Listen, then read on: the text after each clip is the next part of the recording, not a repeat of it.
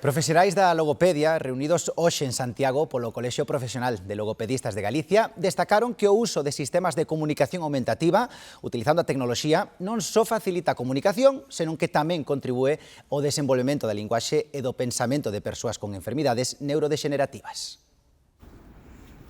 Irai ten 7 anos e autista grao 2, grazas ao traballo cunha logopedista e o uso de ferramentas de comunicación aumentativa e alternativa, conseguiu despois dun ano de traballo mellorar a capacidade comunicativa e a participación social.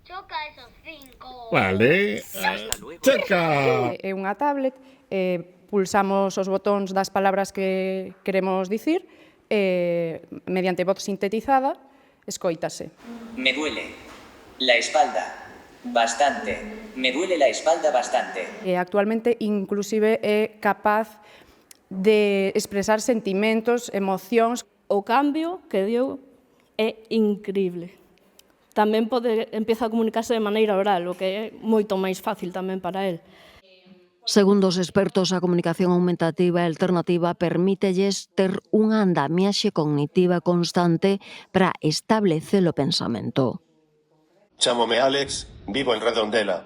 Teño 16 anos. Tamén lle acontece a Alex Fernández, de 16 anos, cunha enfermidade neurodexenerativa. É estudante do Centro Amencer de Aspaz en Vigo. Utiliza desde hai 5 anos un comunicador digital ocular.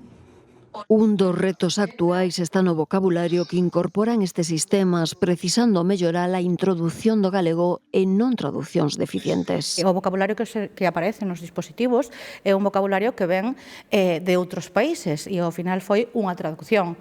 Moitas grazas por darme voz e poder participar. A experiencia das persoas usuarias amosa o impacto real destes sistemas na súa vida cotiá.